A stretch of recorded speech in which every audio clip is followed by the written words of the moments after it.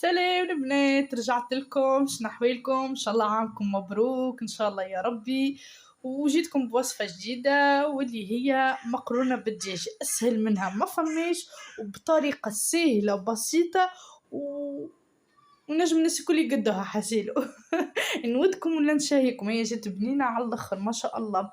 ويلا على طريقه التحضير كيفاش نمشيو للمكونات. شنيا نسحقوا دجاج، نسحقوا الثوم، نسحقوا الرند واللفاح اللي هو تيبل وكرويه، فلفل اكحل، فلفل زينه حاره، والكركم والهروس. لهنا نسحقوا الحمص طيب انا عندي، بطاطا والفلفل، طماط كونسونطري بمعدل زوز مغرف، من بعد نوريكم بار ديتاي، الزيت والملح يرجع لكم نتوما. ناخذ الطنجره نتاعنا لهنا، نحطوا فيها الزيت، نحطوا فيها زوز مغارف طماطم، اني وريتكم كيفاش. لهنا راهو طماطم تنجموا تشدوا تحطوها في صحفه، تحلوها بشويه ماء وتضيفوها في وسط الطنجره. اما انا ما حبيتش خيي، قلت برا بركه. ضفت عليهم لهنا 3 ورق رند، وباش نضيف الدجاج نتاعي.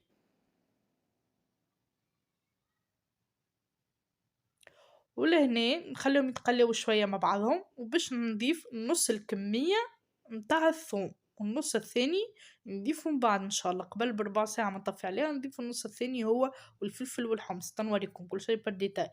هنا نحط الملح نتاعي، نحط اللفاح، وراني en même temps حاطة الماء يسخن راهو باش نضيف عليه الماء سخون يحرق، تنوريكم كل شي par détail. وتوا نخلي يتقلى شوية ونضيف البطاطا، نزيد نحرك نخليهم يتقلاو بالقدا بالقدا بالقدا لين الطماطم فريمون معشرها الزيت يطلع الفوق يغطي الطماطم. هو النص الثاني حبيت نوريهولكم هاكا، وحبيت نوريهولكم باش نضيفو ان شاء الله من بعد هذاكا.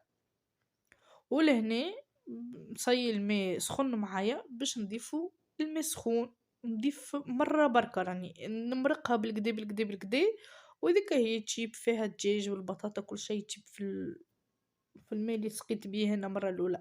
لأني تعديت عليه نص ساعة باش نحط الحمص، نحطو الفلفل، ونضيفو النص الثاني متاع الثوم au même temps حتى الماء سخون يغلي للمقرونة، حطيت الماء يغلي للمقرونة إن شاء الله باش نضيفها. والنوع المقرونة يرجع لكم نتوما، تحبوها سباجيتي، تحبوها قرابت، فل، الأنواع اللي تحبوا عليه نتوما. باش نقعد نسمي هما برشا. تنوريكم لهنا هاكا حطيت الماء غلي معايا اون برانسيب، رميت المقرونة النوع اللي نحب عليه أنا، والمقرونة نتاعي زادا صاص قرّت زيتها طابت، صفيت المقرونة وباش نضيفو الصوص. والله راهي هي جات بنينة ما شاء الله، جات بنينة بنينة on dirait حسيلو ما بيناتنا on dirait أول مرة نطيب مقرونة. جات بنينة بنينة ما شاء الله، حتى بنتي تقرفها تقول لي ماما بنينة. on dirait نطيب أول مرة المقرونة. هاكا ولهنا قاعدة نزين فيها، نحط في الفلفل والصوص الحمص ذيب وهو طايب على خاطرو كل غزمون رميتو فك ربع ساعة الأخرى وهذا كله ذيب. هذه هي المقرونة متاعي، ها هي زينتها كيما نعرف أنا وكيما حبيت أنا وكيما شتيتها أنا، معناها يرجع ليكم نتوما زينوا كيما تحبوا نتوما. حطيت معاه شوية زيتون الساحلي كان تعرفوش هكا زيتون صغرون هكا، والفلفل المسيل المخلل ولا شي يعيطولو هو حسيلو فلفل مسيل. وهاهي المقرونة وهذيك هي، وإن شاء الله تجربوها وتقولوا لي وتعطيوني رايكم في لي كومونتير. وإن شاء الله في فيديو آخر، وإن شاء الله كنت خفيفة عليكم، إن شاء الله عامكم مبروك الناس الكل يا ربي، وسلام.